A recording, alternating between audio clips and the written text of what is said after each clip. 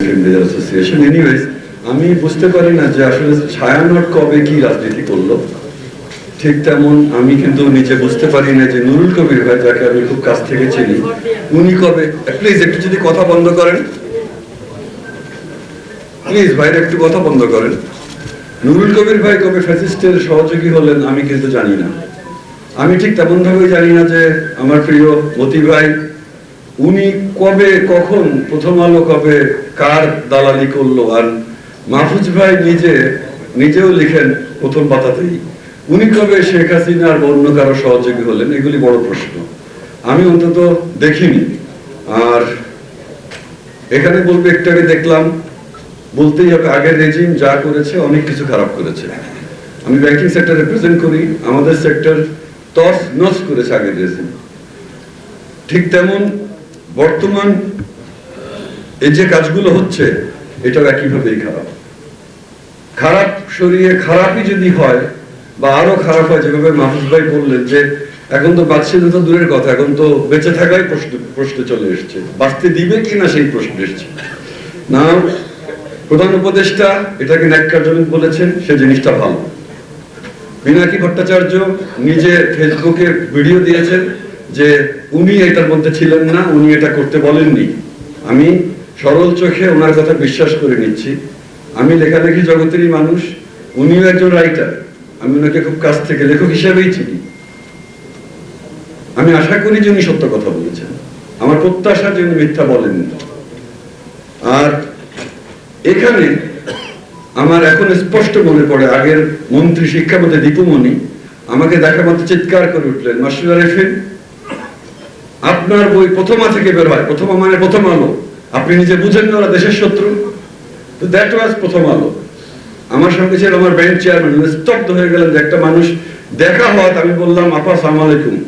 উনি বললেন আপনি প্রথম আলো, প্রথমার লেখক, আপনার বই প্রথমা থেকে বের হয়, প্রথমা তো প্রথম আলো, ওটা দেশের শত্রু। একই কথা আমরা সংসদে বলতে শুনেছি। স্বয়ং প্রধানমন্ত্রী বলেছেন প্রথম আলো দেশের শত্রু, জাতির শত্রু। মাহফুজ ভাই নামে মামলার পর মামলা হলো, আমরা সব দেখলাম সারা দেশে। আমরা দেখলাম মতি ভাইয়ের নামে মামলার পর মামলা হলো, আমরা তাও দেখলাম নির্বাচনের ঠিক আগে 2018 প্রেস বন্ধ করে দিতে চেয়েছিল তারা, প্রথম আলো প্রেস বন্ধ করা হবে। তো আমার কথা হচ্ছে যে এইরকম যারা কন্টিনিউয়াস সংগ্রাম চালিয়ে গেলেন আগের রেজিমের দুষ্টামির বিরুদ্ধে, তারা কি করে দেশের শত্রু, জাতির শত্রু যদি আগের রেজিমের কাছে চিহ্নিত থাকেন, তাদের পত্রিকা অফিস কেন পোড়াতে হবে? আর পত্রিকা অফিস পুরানো, আমি ওই কথায় যাবো না যে কার কি লাভ। আমার এখানে শহীদ হাদি ইন্টারেস্টিং, আপনারা মনে রাখবেন, উনি নিজে বলেছেন প্রথম আলো অফিসের সামনে তাদের কি, তারা পারলে আরো 10টা প্রথম আলো বানায় দেখাক। তো তার স্পিরিটকেও যদি ভাবেন, why this attack on two newspapers?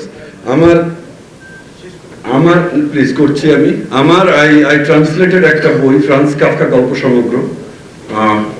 ওখানে একটা গল্প ছিল, গল্পের শেষে কথা ছিল মানে ক্ষমতাবানদেরকে গলির মুখ থেকে লোকজন বের হয়ে বলছে যে সম্রাটের ফাঁসি হচ্ছে, ভালো কথা, কিন্তু ফাঁসির মঞ্চ ইনট্যাক্টই থাকছে।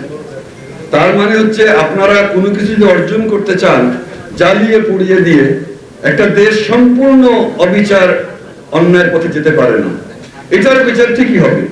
আজকে একটু আগেই দেখলাম 31 জনকে শনাক্ত করা হয়েছে, প্রধান উপদেষ্টার অফিস বলেছেন, এবং 9 জন গ্রেফতার হয়েছে। We should all B giving a clap for this. আমাদের অ্যাটলিস্ট বিচারের প্রক্রিয়া শুরু হচ্ছে। একটু আগের নিউজ প্রথম আলোতে আমি পড়েছি, সো এটা ভালো। আমি দেখলাম যে কারো কাছে ক্ল্যাপ পেলাম না, বাট এটা ভালো, বিচার প্রক্রিয়া শুরু হচ্ছে। তাহলে আমরা মিথ্যার মধ্যে তাহলে নাই, কিছু একটা হচ্ছে। প্রধান উপদেষ্টার অফিস একটু আগে প্রেস রিলিজ দিয়েছেন। নাও দ্য লাস্ট ওয়ান এগেইন, আমি আমাদেরই লেখক, আমাদেরই মাঝে ছিলেন একসময়, এরশাদ পতনের আন্দোলনে অনেকভাবে ছিলেন।